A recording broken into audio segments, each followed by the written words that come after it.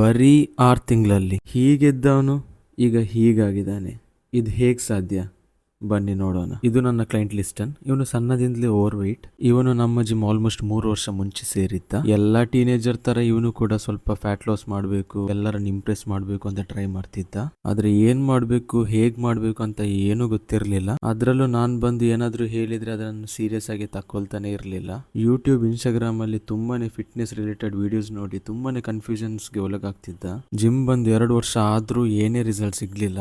ಆದ್ರೂ ಈ 2 ವರ್ಷದಲ್ಲಿ ಸ್ವಲ್ಪ ಮಟ್ಟಿಗೆ ಚೆನ್ನಾಗಿ ಫಿಟ್ನೆಸ್ ರಿಲೇಟೆಡ್ ನಾಲೆಜ್ ಗೇನ್ ಮಾಡಿದ್ದ. ಆದ್ರೆ ನಾಲೆಜ್ ಮುಖ್ಯ ಅಲ್ಲ, ಅದು ನಾವು ಹೇಗೆ ನಮ್ಮ ಮೇಲೆ ಇಂಪ್ಲಿಮೆಂಟ್ ಮಾಡ್ತೀವಿ ಅದು ಮುಖ್ಯ.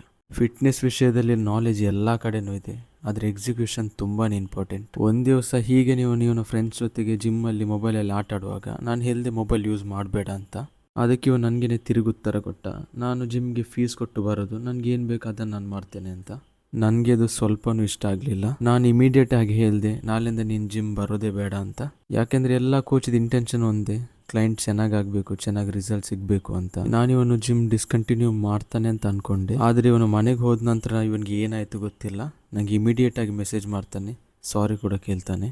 ಇವನ್ಗೆ ನಾನು ಅವತ್ತು ಹೇಳಿದ ಮಾತೊಂದೇ, ನೀನು ನಿಜವಾಗ್ಲೂ ಸೀರಿಯಸ್ ಇದ್ರೆ ಮಾತ್ರ ಜಿಮ್ ಬಾ, ನಿಂಗೆ ನಿಜವಾಗ್ಲೂ ತುಂಬಾನೇ ಪೊಟೆನ್ಷಿಯಲ್ ಇದೆ, ಏನ್ ಬೇಕಾದ್ರೆ ಸಾಧಿಸಬಹುದು ಅಂತ. ನೆಕ್ಸ್ಟ್ ದಿನನೇ ನಂಗೆ ದೊಡ್ಡ ಶಾಕ್ ಆಯ್ತು. ಯಾಕಂದ್ರೆ ಆ ಹುಡುಗ ಕಂಪ್ಲೀಟ್ಲಿ ಚೇಂಜ್ ಆಗಿದ್ದ. ಏನ್ ವರ್ಕೌಟ್ ಮಾಡಬೇಕು, ಹೇಗ್ ಮಾಡಬೇಕು, ಡಯಟ್ ಹೇಗ್ ಮಾಡಬೇಕು, ರಿಕವರಿ ಹೇಗ್ ಮಾಡಬೇಕು, ಅದನ್ನೆಲ್ಲ ಬಂದು ನನ್ನ ಹತ್ರ ಕೇಳ್ತಿದ್ದ. ಒಂದೊಂದು ತಿಂಗಳಲ್ಲಿ ಕೂಡ ನಮ್ಗೆ ಕ್ರೇಜಿ ರಿಸಲ್ಟ್ ಸಿಗೋಕ್ ಶುರು ಆಯ್ತು. ಬರೀ 6 ತಿಂಗಳಲ್ಲಿ 32 kg ಫ್ಯಾಟ್ ಲಾಸ್ ಮಾಡಿ ಈ ಒಂದು first body building competition debut ಮಾಡ್ತೀವಿ. ಇಂಥ ಟ್ರಾನ್ಸ್ಫಾರ್ಮೇಶನ್ಗೆ dedication, self control next level ಅಲ್ಲಿ ಇರಬೇಕು. ಫಿಸಿಕ್ಸ್ ಜೊತೆಗೆ Liston mindset, work ethic ಮತ್ತೆ ಬಿಹೇವಿಯರ್ ತುಂಬಾನೇ ಚೇಂಜ್ ಆಗಿದೆ. ಲಿಸ್ಟನ್ ಅನ್ನು ಈಗ ತುಂಬಾ ಬಿಗಿನರ್ಸ್ ಇನ್ಸ್ಪಿರೇಷನ್ ತರ ನೋಡ್ತಾರೆ. Gold or silver? ಇವನ ಜರ್ನಿಯಿಂದ ನಾನು ಕೂಡ ತುಂಬಾನೇ ಇನ್ಸ್ಪೈರ್ ಆಗಿದ್ದೀನಿ. ಯಾಕೆಂದ್ರೆ ಇಷ್ಟು ಸಣ್ಣ ಏಜ್ ಅಲ್ಲಿ ಇಂಥ ಕಮಿಟ್ಮೆಂಟ್, ಇಂಥ ಪ್ಯಾಷನ್ ತುಂಬಾ ರೇರ್. ಇವನ ಡೆಬ್ಯೂ ಕಾಂಪಿಟೇಷನ್ ಆದ ನಂತರ ನಾವು 6 months ಲೀನ್ ಬಲ್ಕ್ ಮಾಡಿ ಈಗ ಮತ್ತೆ ಕಟ್ಟಿಂಗ್ ಸ್ಟಾರ್ಟ್ ಮಾಡಿದ್ದೇವೆ. ಇವನು ಈ ಸಲ ಗೋಲ್ಡ್ ತೆಗೆಯೋದಂತೂ 100ಕ್ಕೆ 100 ನಿಜ.